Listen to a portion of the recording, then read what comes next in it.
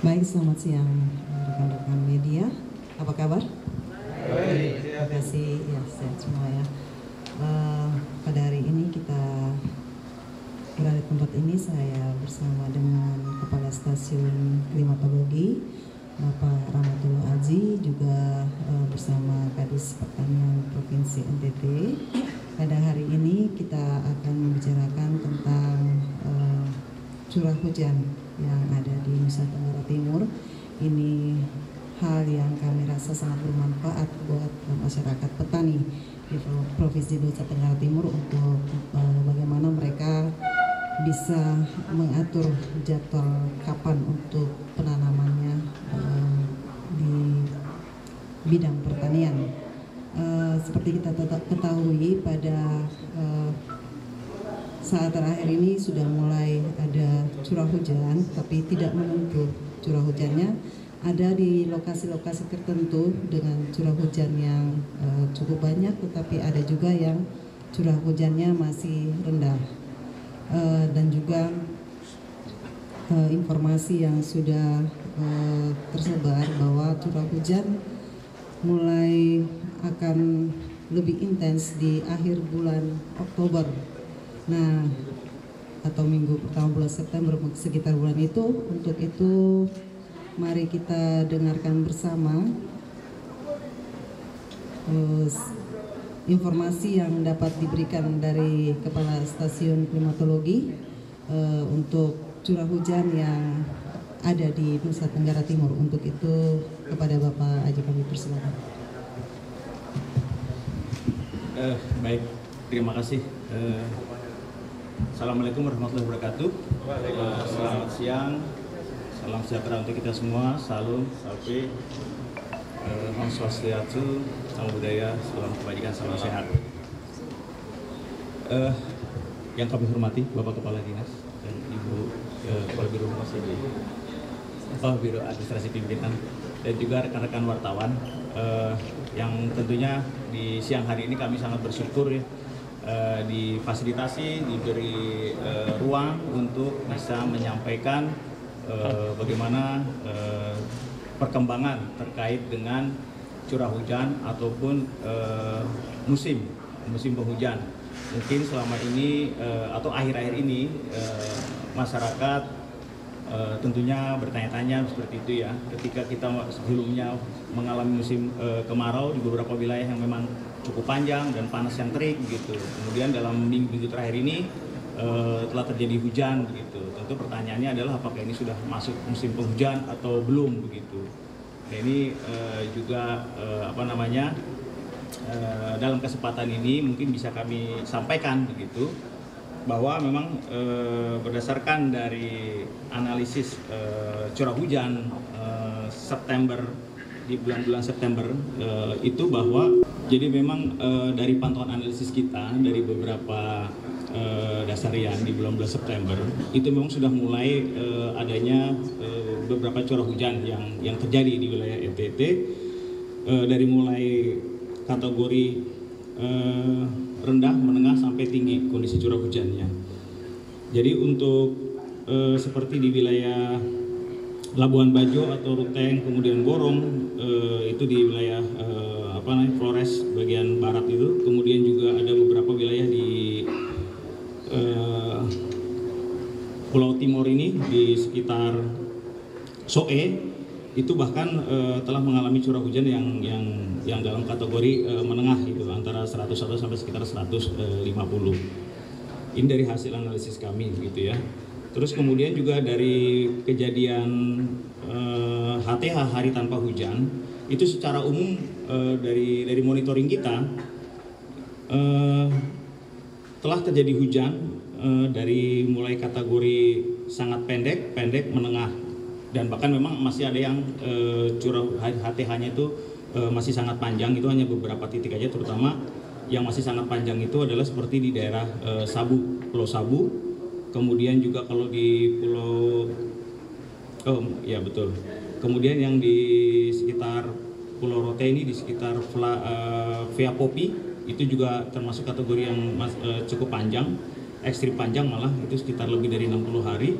Kemudian yang untuk di wilayah Pulau Timor itu di sekitar Oebelo seperti itu. Jadi selain dari itu umumnya sudah terjadi hujan dengan kategori yang artinya 1 sampai 5 hari itu dari yang lalu itu sudah terjadi hujan gitu.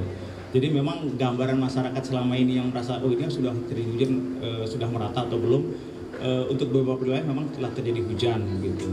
Sementara untuk pertanyaan selanjutnya apakah ini sudah masuk musim penghujan, kita mempunyai kriteria tersendiri terkait dengan bahwa ini sudah masuk musim atau belum begitu.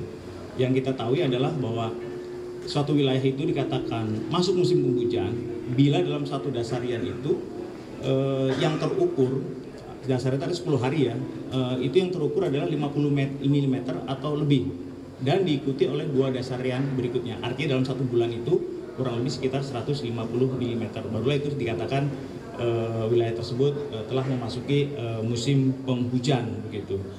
Nah kemudian bagaimana dengan kondisi saat ini dari prediksi kita? Prediksi kita untuk masuk awal musim penghujan itu dimulai dari sekitar bulan Oktober sampai yang terakhir itu adalah di November 3. Sementara untuk wilayah Kupang di sini itu umumnya artinya di daratan timur itu umumnya antara sekitar bulan-bulan November dan November awal dan akhir seperti itu. November 2 dan November 3 itu perkiraan kita seperti itu. Nah, ini nanti kita akan selalu update di setiap 10 hariannya dan kemudian di setiap bulannya juga kita menerbitkan buku yang namanya analisis atau evaluasi curah hujan bulanan dan perkiraan hujan 3 bulanan. Nah itu sebagai pelengkap dari prediksi perakiraan musim kita yang sudah kita terbitkan setahun 2 kali seperti itu. Kemudian yang lebih awal yang terkait dengan lebih masuknya lebih awal ini kita prediksi adalah di sekitar daerah Ruteng. Memang daerah itu selama ini kita kenal dengan daerah basah seperti itu ya. Ini sekitar Oktober masuknya musim penghujan Oktober 3. Kemudian yang agak terakhir itu di sekitar di sekitar kita ini di sekitar Botuna. Kemudian kalau untuk yang di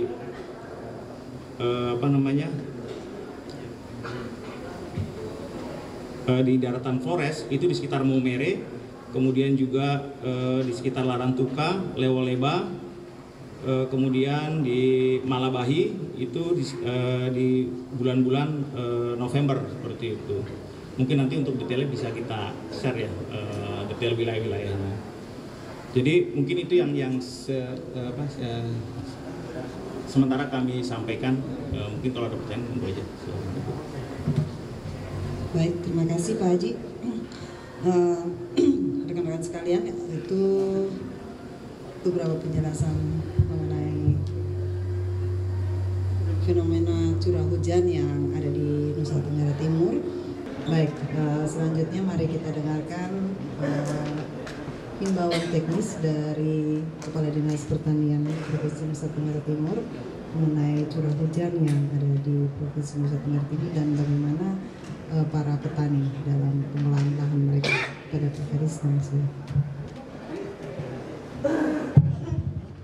Baik, terima kasih teman-teman yang kami hormati. Seperti kita dengar penjelasan teman-teman dari klimatologi Provinsi NTT yang berkantor di Lasiana, bahwa memang hari ini sudah beberapa hari kita ikuti ada terjadi hujan ya. Tetapi yang dijelaskan tadi bahwa itu belum masuk musim penghujan. Musim penghujan itu ada kriterianya dalam 10 hari 50 mm dan dia berlanjut untuk 10 hari berikutnya dan 10 hari berikutnya, dan itu disebut sebagai dasarian. Nah kita di NTT menurut penjelasan teman-teman dari klimatologi itu curah hujan itu akan terjadi dasarian 3 untuk Flores bagian barat. Jadi minggu ketiga dasarian 3 10 hari terakhir bulan Oktober itu mulai di Sumba di Flores bagian barat. Dan secara normal itu akan terjadi dasarian 2 November untuk seluruh wilayah NTT. Nah karena itu kami pada kesempatan ini menghimbau kepada seluruh petani, masyarakat pertanian di mana saja berada untuk betul-betul bisa mengikuti semua informasi cuaca dari teman-teman di BMKG untuk benar-benar menjadi pegangan di samping menggunakan kearifan lokal yang biasa orang desa kita lakukan untuk tujuan menghindari gagal tanam ya akibat salah memprediksi curah hujan dan apalagi gagal panen.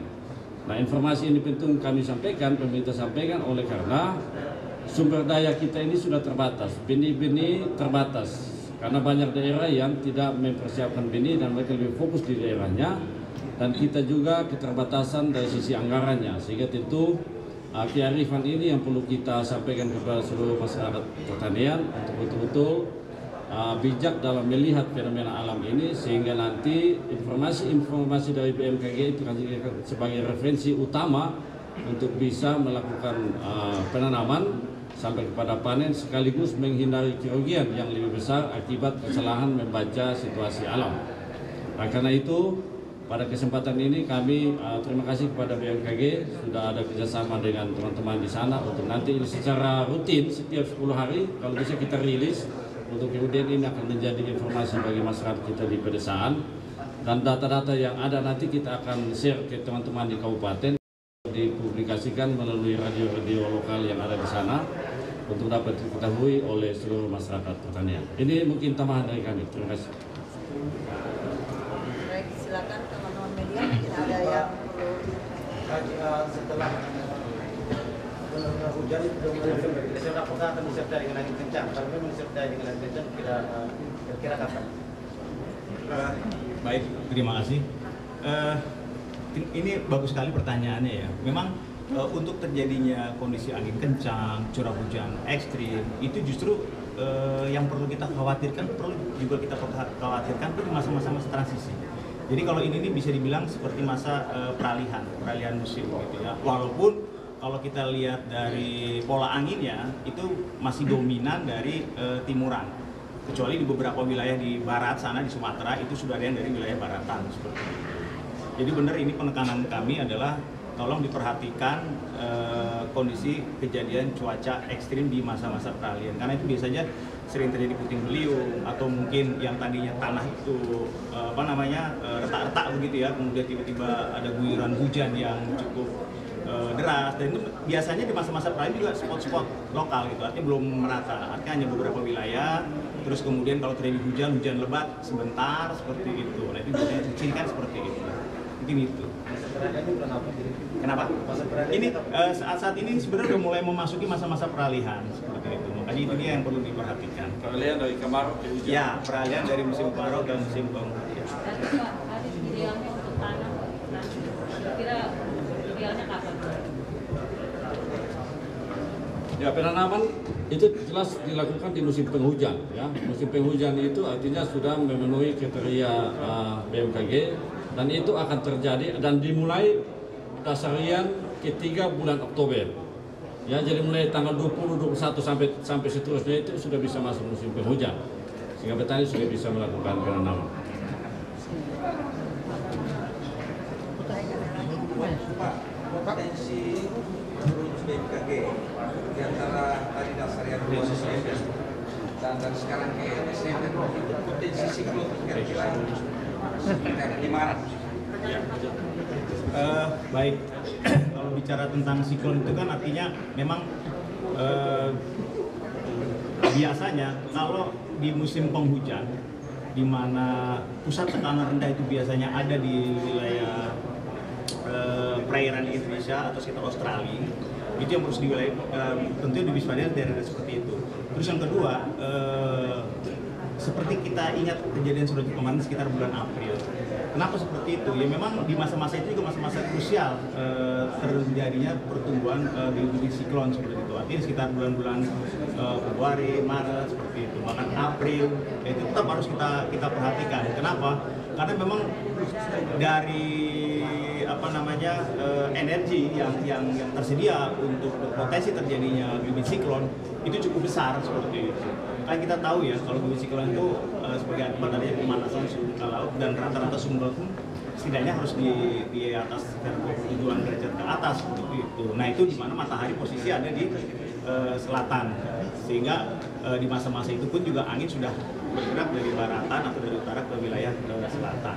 Jadi terkait itu Bapak tadi kan ini kan dari pertanian Bapak dari BPG.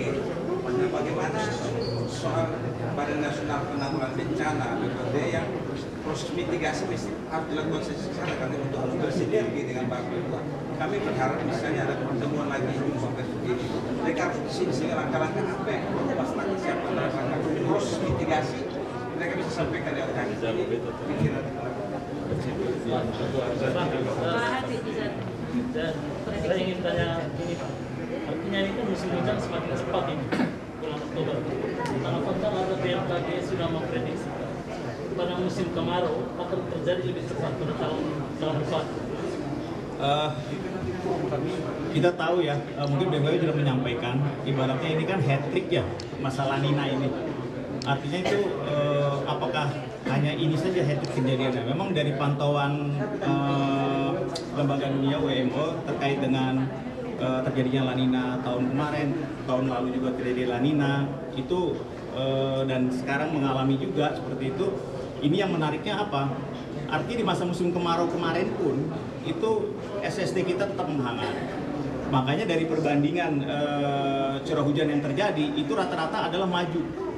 Musim penghujannya itu lebih panjang, masuk musim kemaraunya agak mundur seperti itu. Itu mengindikasikan memang kondisi La Nina lemah.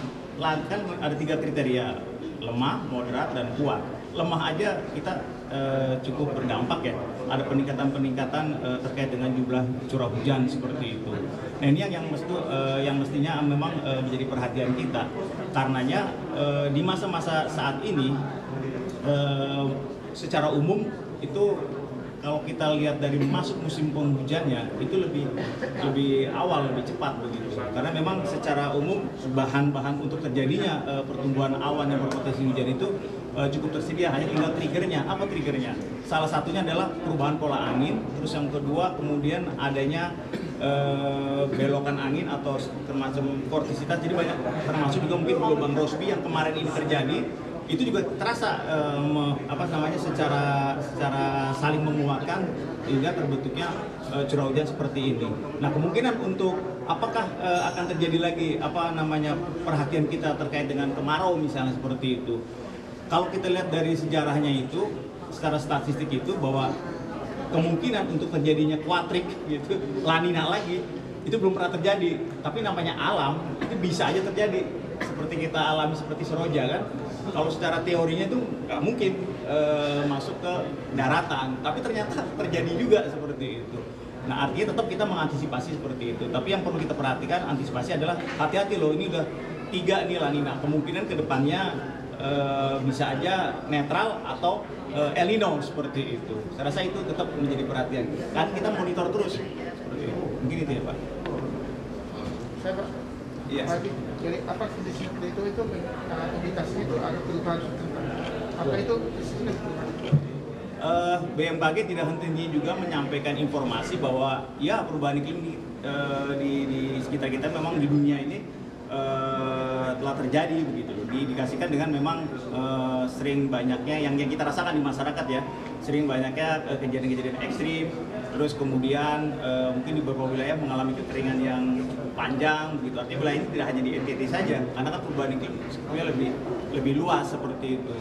Kemudian yang paling kentara lagi banyak salju yang mencair, artinya luasan salju itu termasuk yang ada di puncak Jayawijaya seperti itu. Dan itulah yang menjadi perhatian kita. Bahkan Ibu Menteri Keuangan sendiri mewanti-wanti terhadap isu perubahan iklim ini menjadi perhatian kita begitu.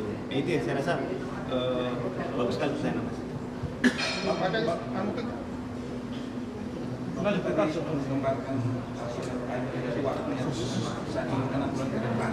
Kita berharap misalnya kita punya persoalan kecelakaan laut juga menjelang di musim hujan itu selain Bapak dan Bapak kami juga minta maritim masih. Terima kasih sudah. sampai di mana? Sampai di mana tuh? Makanya mungkin soal distribusi benih ini kan kita awal musim tanam 120 ke atas mungkin apa kalau ada yang benih atau distribusi benih yang sampai di mana? Ya, jadi untuk kepentingan sarana produksi, benih, pupuk lain sebagainya yang datang dari pemerintah itu sudah dalam proses penyaluran ini, dan beberapa titik kita mintakan produsen untuk stocking di masing-masing daerah supaya nanti itu mudah diakses oleh masyarakat. Sementara ini tidak ada masalah untuk masuk dalam musim tanam. Kita tinggal mendorong memastikan bahwa semua itu sudah ditangani petani, dan prediksi kita memang Dasrian 3 itu sudah dari awal kita prediksi sehingga kita kerja lebih cepat untuk bisa mempersiapkan semua kebutuhan benih sehingga tidak terjadi keterlambatan penanaman. Kalau untuk pupuk Bapak, pupuk tidak ada masalah. Kita misalnya di TJPS Pola Kemitraan itu menggunakan pupuk non subsidi, dan itu sudah kita koordinasikan dengan distributor seluruh NTT untuk memastikan stok itu tersedia. Sedangkan yang bersubsidi itu sudah juga kita koordinasikan untuk wilayah-wilayah kepulauan yang pada musim penghujan itu tidak bisa dilayari oleh kapal. Itu pada saat-saat sekarang sudah harus sampai ke lokasi-lokasi atau gudang-gudang seperti di Sabu, Alor, Lembata, dan kepulauan lainnya seperti Rote dan seterusnya. harga non subsidinya itu berapa Pak? Harga non subsidi itu kita terima di Kupang itu sekitar 13.500 sampai 14.000 per kilogram. Pak Kades, target pemerintah provinsi untuk program TJPS itu berapa? Kita tanam nanti 105.000 hektar di 2022 ini. Ya, dan sudah kita panen kemarin itu sekitar 36.000, sisa kita sedang siapkan sekitar 84.000. Sehingga akan melampaui 105.000 di musim tanam ini. Kades persiapan untuk berapa banyak yang dialokasikan oleh pemerintah provinsi untuk dilakukan?